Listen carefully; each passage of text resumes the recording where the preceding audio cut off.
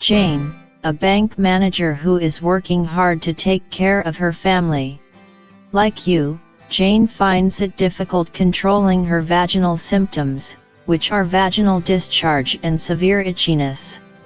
And it is frustrating to her because it gives her a high level of insecurity in her sexual life, marriage, and relationship. Then she was introduced to Allure Feminine Hygiene Wash, a unique blend of herbal extracts specially formulated to regulate vaginal health, tighten vaginal wall, eliminate bad odors, detox and regulate menstrual cycles. She was excited at the prospects of having her conditions cured, so she ordered for a bottle of Allure Intimate Feminine Hygienic Wash. After using the product for weeks, her joy knew no bounds as she was now happy to enjoy her life again, having regained her confidence. Do you struggle with vaginal symptoms like irregular menstrual cycle, loss of vaginal elasticity, dryness of the vagina, bad vaginal odor? Are you tired of feeling insecure and frustrated? Do you feel insecure and frustrated with severe itchiness and discharge? Allure Intimate Feminine Hygiene Wash has the solution. Experience the happiness Jane felt after using Allure's gentle and effective formula that eliminates vaginal conditions and restores confidence. Say goodbye to vaginal discomforts with Allure Intimate Hygiene Wash. Allure Intimate Hygiene Wash, the hygiene wash that gives you back your perfect VJ. Majestic touch, USA. Majestic touch, perfume,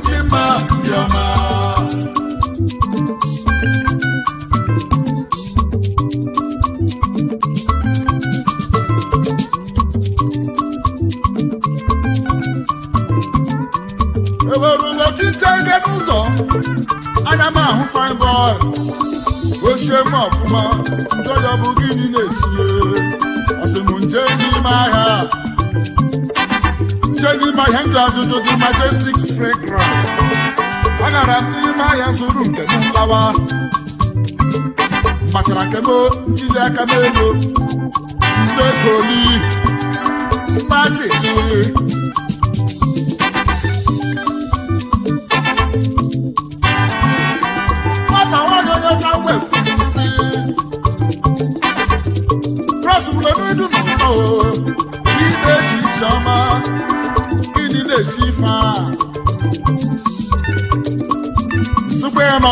Majestic fragrance. Never for a common one. Open come walker. And I look at a well up a free fragrance. 7. Come one by now. Come open my king Sunday.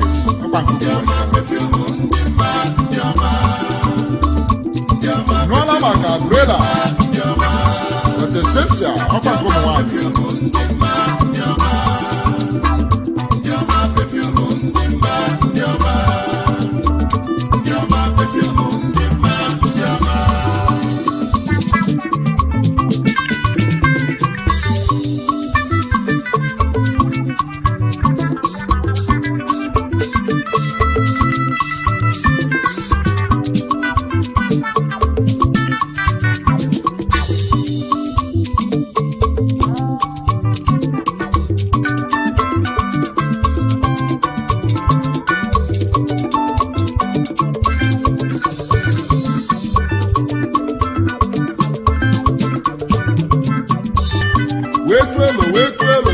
So I can keep it.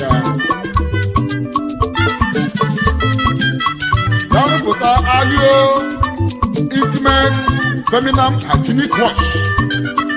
And I know it's like you go there. Yeah, we hear you have vagina.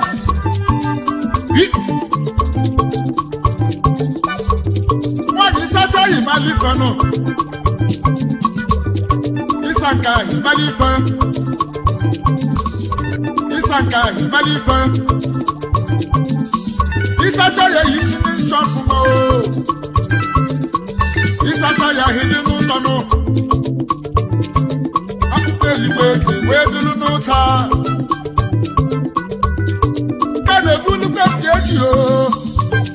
fara ọ dị ma nle guzoro ọtọ wee kwụrụ ọfụma ya wụ na ala gị dara ada nwanne do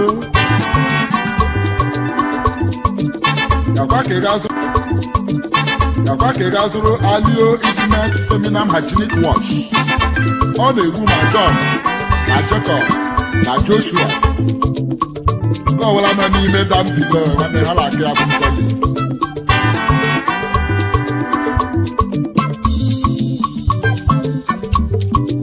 olu m ekele gị the Majestic touch ọkara mechere Majestic fashion sense lifestyle and healthcare